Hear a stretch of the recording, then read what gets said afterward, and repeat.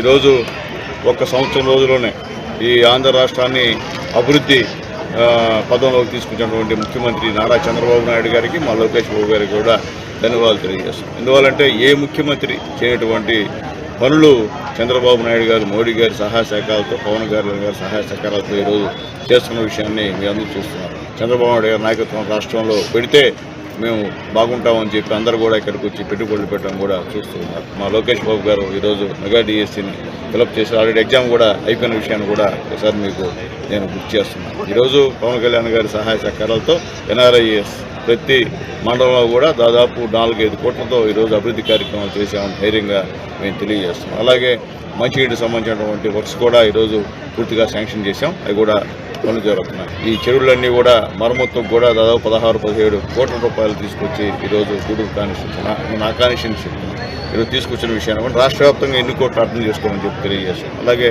R&B road గత గవర్నమెంట్లో ఎక్కడ కూడా ఒక్క రోడ్డు పైన తట్టడం మట్టి కొన్నటువంటి వైఎస్ఆర్సీపీ గవర్నమెంట్ తెలుగుదేశం పార్టీ గెలిచిన క్షణంలోనే మొత్తం రోడ్లన్నీ కూడా ఈరోజు R&B రోడ్లన్నీ కూడా మరమ్మతులు చేసిన విషయాన్ని కూడా ఒకసారి గుర్తు చేస్తున్నాం. బియ్యాన్ని అన్యాయంగా అమ్మేస్తున్నటువంటి దాన్ని కూడా పవన్ కళ్యాణ్ గారు, నాదెళ్ల మనోహర్ గారు పట్టుకొని అది మొత్తం ఆ యొక్క సిస్టాన్ని రద్దు చేసి ఈరోజు డీలర్లకే రేషన్ బియ్యం ఇచ్చిన విషయాన్ని కూడా ఒకసారి గుర్తు చేస్తున్నానని చెప్పి నేను మీ అందరికి కూడా తెలియజేస్తున్నాను. ఈరోజు ఈ రాష్ట్రంలో జరుగుతున్న అభివృద్ధి ఎక్కడ కూడా లేదని చెప్పి నేను తెలియజేస్తాను. అలాగే గూడూరు మున్సిపాలిటీలో 2 పూట్ల నీళ్లు కూడా త్వరలో ఇస్తామని చెప్పి కూడా నేను తెలియజేస్తున్నాను.